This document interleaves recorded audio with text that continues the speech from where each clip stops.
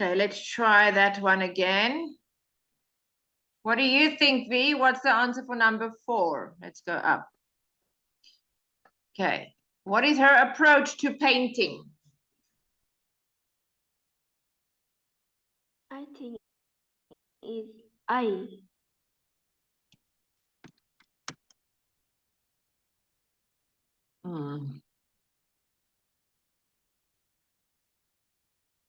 She will wait until a flower is ready. Where does she say that? She says,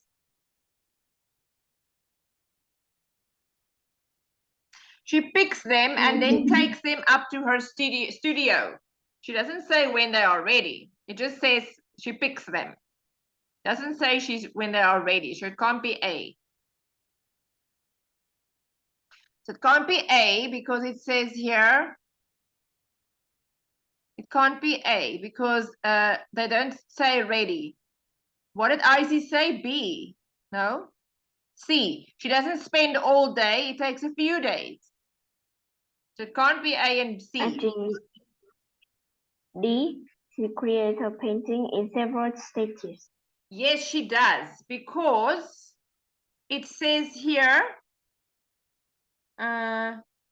bring in another one and builds up the painting that way. She builds up the painting that way. It's different stages.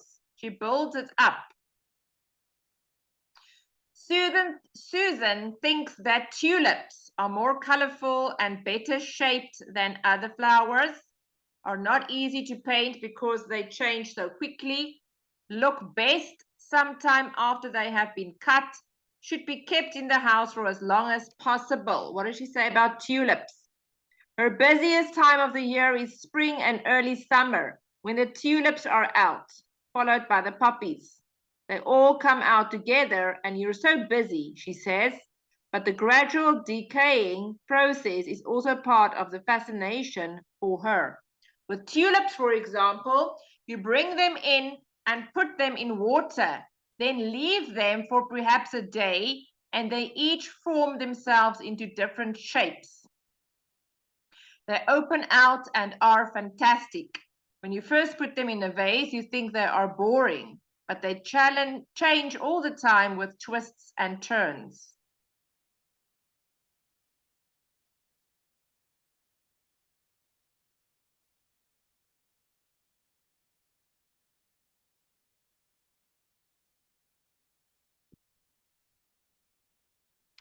I think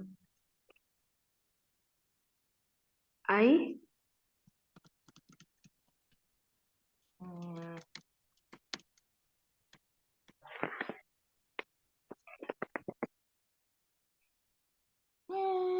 I don't think it's A.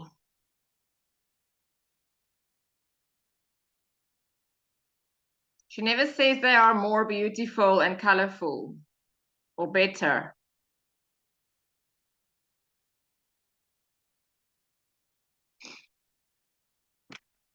I see. What do you think?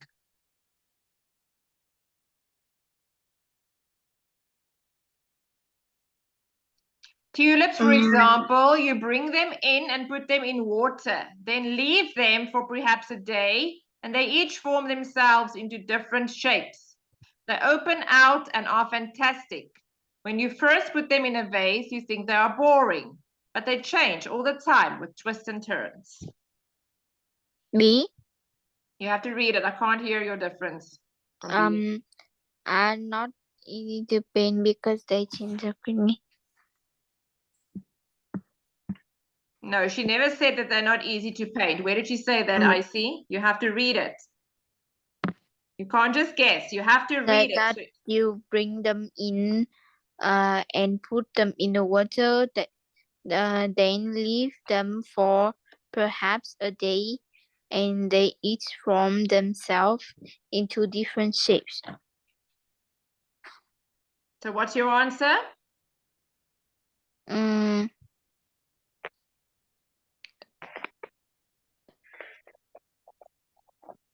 She never said that they're not easy to paint. She never said that. She said that they change, but she never said they're not easy. So it can't be B. C. It's number C, because she says, why? Because she says they look best sometime after they've been cut. Then leave them for perhaps a day. Cut them, bring them in, put them in water and leave them for perhaps a day because they change shapes themselves. So it's number C. Looks best sometime after they've been cut. Do you understand, V? Yes. Remember, if you choose an answer, the whole sentence has to be true. You can't have one part of the sentence that's true, like I see for number B, are not easy to paint because they change so quickly. Yes, they do change quickly, but she never said that they're not easy to paint. The whole sentence have to be true, okay? You can't just see one part and think that's the answer. You have to ask yourself the whole time, is the whole sentence true? Okay, let's try number 6. Why did Susan enjoy studying wildflowers at school?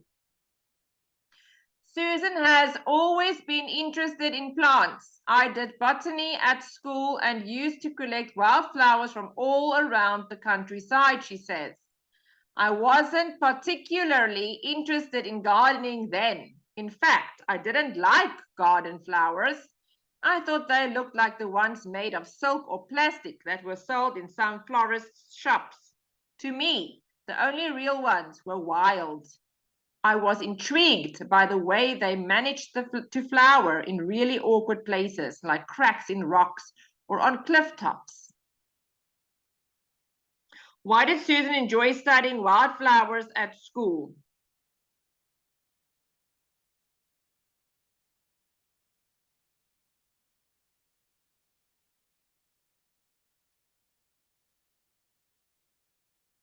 What do you think, V? A. I see. Yes, it is A. Good, well done. It is A. She found a way they adapted. I thought here, on a cliff.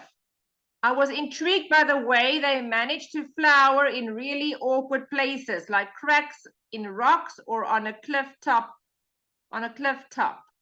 So that's your answer there. Okay, number 7. How does the writer describe Susan's attitude to her garden?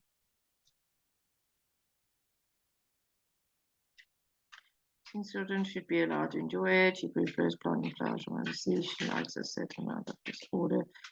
Like criticism of the planting methods. Okay.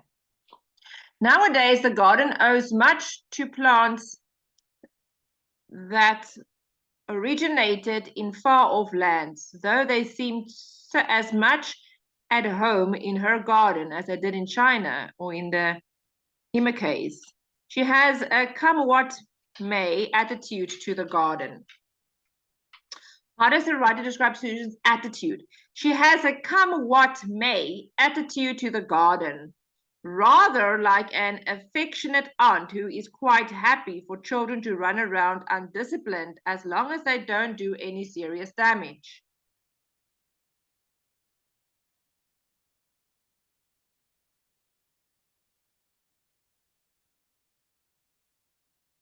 Okay, so it's like happy children to run around undisciplined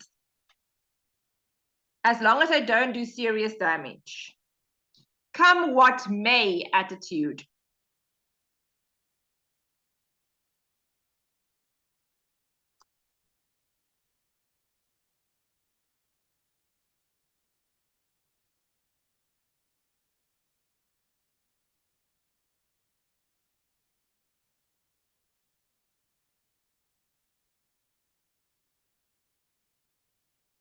What do you think, V?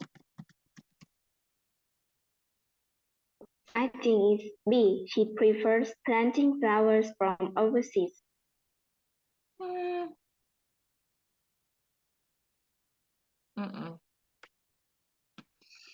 She prefers planting flowers from overseas.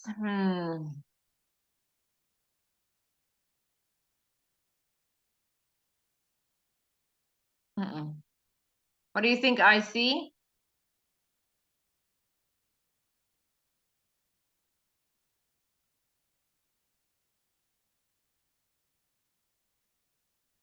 She only says V. She only says nowadays the garden owes much to plants that originated in far-off lands, though they seem as much at home in her garden as they did in China. She never says that she prefers them. She likes them, but she never said that she prefers them. She never said there, I prefer the flowers from China. So it can't be B. She never said that she prefers them. I see. What do you think? I think it's C. She likes a certain amount of disorder. Look here. What may. Children to run about undisciplined, as long as there's not serious damage. So the answer is C.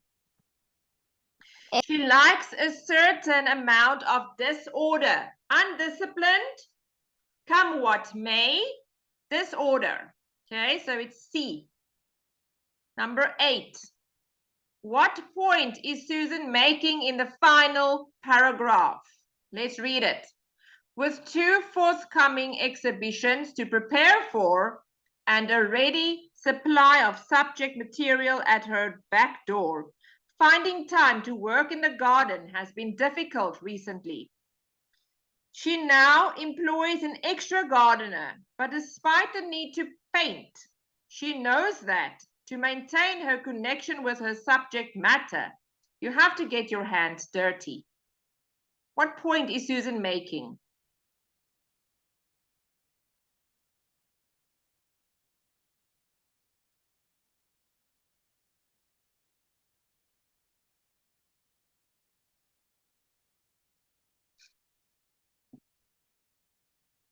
Okay, B, you can tell me first. Now, eliminate them. Don't just choose the correct answer. Eliminate them. Let's start with number A. It's essential to find the time to paint, even if there is gardening done. Is that yes or no, V? I think no. No, because she's saying it's the other way around. She's saying it's essential to find time gardening when you have painting done. So it can't be A. Let's go to B. It's important not to leave gardening entirely to other people. What does she say? Finding time to work in the garden has been difficult recently. She now employs an extra gardener. So there's 2 people in her garden now. But despite the need to paint, she knows that to maintain her connection with the subject, with the gardening or the planting, you have to get your hands dirty.